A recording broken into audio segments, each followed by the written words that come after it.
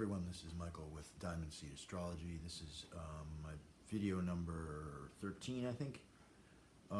So I've been taking a bit of time away from doing videos now, doing a lot of research, and I'm working on a presentation, a class, which is going to cover the theology of, the theology that's implicit in the zodiac. What is essentially a pre-Gnostic pagan theology that I believe has been preserved in the zodiac. So this is a presentation that I'm going to be doing a part of the class on as a presentation for Unslaved at some point in the near future. And it's basically tracing the roots of astrology back into history, back beyond the Hellenistic period. There's a lot of speculation and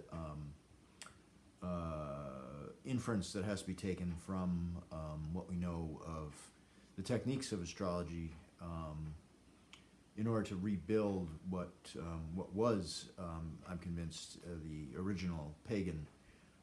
And something that's much more like a heathen pagan, a naturalistic, pantheistic, dualist monism, rather than what polytheism evolved into in, say, the Roman Empire and the Greek Empire before that. Which was much more of a statist type of paganism that was oriented around cities and the greatness of the empire. And this emphasis on the city is something you can find very clearly in several, a lot of books about the Roman Empire. There was a great deal of emphasis placed on the pride in one's city. Even Julian the Apostate, who was a Roman Empire emperor in the 4th century, spoke of Christians as being bumpkins, people from the countryside who were not sophisticated. So amongst, what that tells me is amongst the pagan cognoscenti, so to speak, the scholarly Neoplatonic, Neoplatonist pagans whose writings we've received through time. Certainly most of the astrologers that whose writings we've have come down to us, or were either Neoplatonist or they were very, very strongly influenced by the Neoplatonists. This is not knocking these groups necessarily. This is just trying to track a change of paradigm, an episteme, a way of thinking that had been, in my theory, had been essentially chased out of paganism, as of the time when even the horoscope was sort of codified. That there was this type of heathen, more naturalistic, dualistic, monist paradigm was already out of favor. It had already been fairly well forgotten by the time that the zodiac that we know was created. There's my book, Venus in Virgo, Archetypes of Goddess Consciousness, go into this in great detail, exactly how and why I believe this. But this points to a highly sophisticated fertility cult that was the Sabians, the stellar cult, that I believe that they were purveyors, they were the keepers of this absolutely ancient understanding of fertility as being the thing that drives humanity, drives the year, and it's hard for us to even at this point in time imagine that we see archaeologists and archaists talking about the the fertility cults, the goddess cults with the you see the Venus or Aphrodite, large-breasted pregnant woman type of artwork that allegedly came from some primitive indigenous type of culture in Europe and Asia, and we think about that as being these were such primitive people. If their fertility cults are just they have to be just utterly simple-minded, but why would we think that? There is no reason to believe that human beings who have the same had the same mental capacity that we do now, arguably, but that these people were extremely sophisticated. So if there's going to be a culture, an indigenous culture of who are the ancestors of the paganism that we know from the Roman Empire, Greece, and in Northern Europe. And in Northern Europe, of course, this fertility goddess worship survived much longer than it did in the Roman Empire, in my estimation. So I've been doing a great deal of research into the Gnostic cults of the early part of this millennia, the 2nd century through the 4th century. And there's a book that I would recommend to everybody that is right here. It is The Apocalypse of the Alien God by Dylan Burns. This is a very dense book about the feud, I don't know, you call it a feud, the conflict between the Neoplatonists, Porphyry specifically, and Plotinus, and the Gnostics, and exactly what the philosophical differences were between the Neoplatonists and the Gnostics. So the Neoplatonists were the inheritors of the Platonic Pagan tradition, which is, as I mentioned, I believe was fairly far removed already from a more goddess-based, in all the good and bad ways, goddess-based tradition. And as I said, the Neoplatonists were already quite removed, so they may not have really wanted to recognize or understood that the sophistication of what they had inherited. Previous to Plato, we had Socrates and Aristotle making strong arguments or compelling arguments that Zeus and the other gods should never have been portrayed as being fallible, that they should have been portrayed as being perfect, that any portrayal of them as being like humans and in our fallibility that was incorrect and sort of a hubris, that we should depict the gods that way. So I see that as being this movement away from what was actually a highly sophisticated archetypal understanding of the gods towards something much more removed and alien, something that's not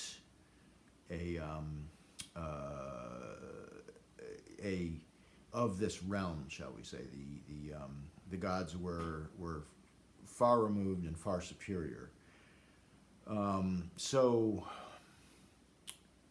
what does Gnosticism have to do with this? So when we look at how the Plotinus and his contemporaries were arguing against Christianity and particularly against Gnosticism, we see that they really took issue with the idea that humans could, as the Gnostics were to say, the Gnostics were ascetics. These were magicians, often or wanted to be magicians, who may well have been some sort of mushroom cult of people getting really high on psychedelics and then imagining that they're going up to heaven and talking to angels, and then they can command them by speaking in tongues. All of the things those were items that Plotinus found objectionable about the Gnostics. I just find this interesting because I believe this, what they were arguing about in the early, part of this millennia was already so far away from what I see in astrology as being fertility gods, or gods whose responsibility was to shepherd the life force through the year. That particular idea, I would assume, was already very far out of fashion when you have pagans, calling Christians bumpkins and,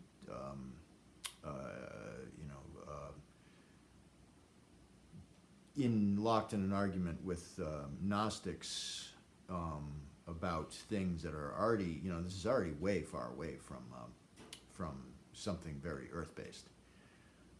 So this is what I see in astrology. Again, this is what I see.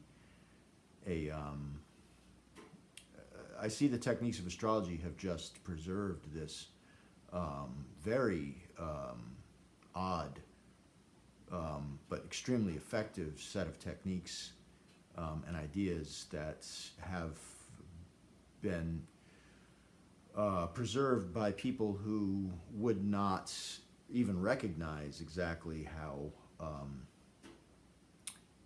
what this whole thing means. Not that these people can't do astrology, because they can. There's some very talented people throughout the ages, clearly. But we also know, since right after Julian the Apostate, there began something of the Dark Ages. Started shortly thereafter, which was, probably the most acknowledged genocide of human history was the assault on the pagans of Middle and Northern Europe. This was extremely bloody and a menticide. This was a war on consciousness, a war that took about, it still goes on. I will, not to make no mistake. The menticide has simply become it's driven further and further our superego, our societal idea, where ideas of society that they become so such futurism, such abstraction, such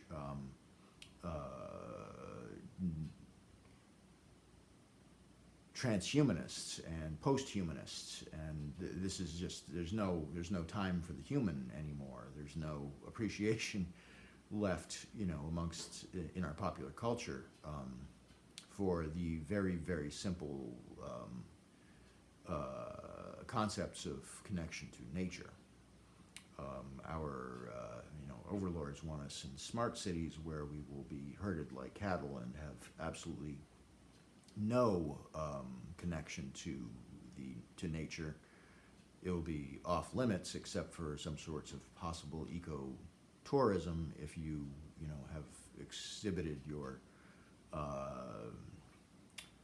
compliance to the state dictums and dogma, and that you know, when you don't question, you know, or if you do question, you never open your mouth about it. That, you know, you're being surveilled 24/7. You can, you know, you're being told what you can eat and what, you know, where you can go, because your money will be shut off if you go any further than you're supposed to. So this is you know, what is going on.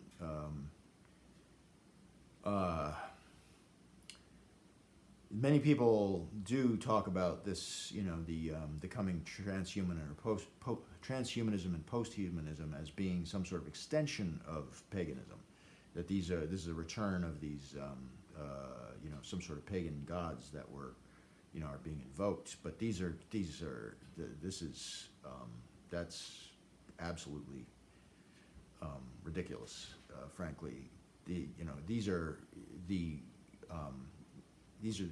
demonic, Christianized, demonized versions of fertility gods and goddesses who were have been twisted, you know, throughout the ages into this completely Christian paradigm. Not that they're not, you know, not that there's pagans aren't, you know, this isn't, you know, we're not saying that there's not evil. Of course there's evil in the world. And there's definitely evil sides to the Bacchanalian and fertility god type of mindset. When it's out of balance, it's extremely dangerous. I've written a fair amount, and I suggest everybody, you know, go to Michael Sarian's work, where he speaks about the goddess cults and the gynocracy, going back, the female Illuminati, and how there's a feminization of our culture over time, and that posthumanism and transhumanism are extremely feminized. They're feminized in terms of the destruction of the individual, where the human no longer individuates. We're just simply a part of a pod, a hive mind, a Borg-like computer AI extension, where we become part of this matrix type hellhole. What could be less pagan than that? If any pagans out there are thinking this is, this is good, and this is, what our where we're going as a species, I don't know what to tell them. This is not by any means is that pagan. It could be an extension of the very statist Roman Empire type paganism, which clearly, I see that as what it is. It's not a heathen paganism. This is not traditional. So there are multiple types of paganism, and it's very easy, in my opinion, for modern pagans to simply not have thought this whole thing through very well, because they're frogs in water that's already almost boiled. Pagans, when we get into the spectrum of conservatism versus progressivism, pagans are the most conservative people on the planet. If, in my estimation, you can say whatever you want, and pagans, by all means, should say whatever they believe. I'm not going to say they can't say whatever they want. This is people are free to do what they will. That being said, how exactly? So you can see that this is, there were castration cults going back into in the Roman Empire. Jesus there's a good chance he was we know he did tell his followers that they should castrate themselves if they can for God. He was a Galley priest. Galilean is a reference to the Galleys, who were the cult of Cybele and Attis, whose priests would castrate themselves, and the our modern acceptance of gender confusion is a something that goes deep back into ancient human history. It's not something new, and it's yeah. So, not to confuse matters, it's there are at least two major pagan threads, and one of them is a statist thread, a very dangerous one, in my opinion. That is, it was strongly influenced by the Gnostics. The Gnostics, who were, you know, you have your angelology, you have your hierarchy of angels, and people saying they're, you know, they've gone up to heaven to meet with the angels, and now they command them.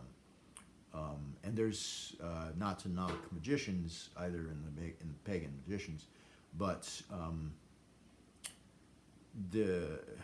if what you're doing is you know, playing in this world of diamonds, of possibly very real egregores and gods, you really have to remain grounded. You have to remain grounded in what's real, grounded in the seasons, grounded in what a human is. So that is my my spiel for today. I hope that's not too rambling. I'm going to be on the Unslaved podcast, hopefully at some point in the relatively near future, speaking about my class, which again is about this theology of fertility that I believe is sitting behind our zodiac.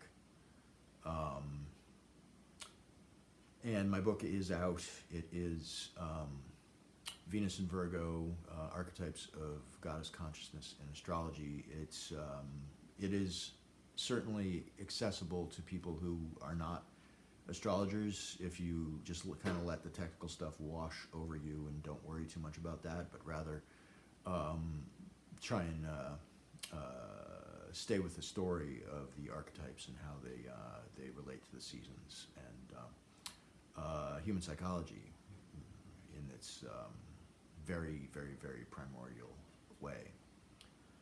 So that's it for today, and I will have a class too, which is should be open by hopefully mid to late May. So feel free to contact me on Facebook or at my website, michaelmsuter.com. This is Diamond Seed Astrology.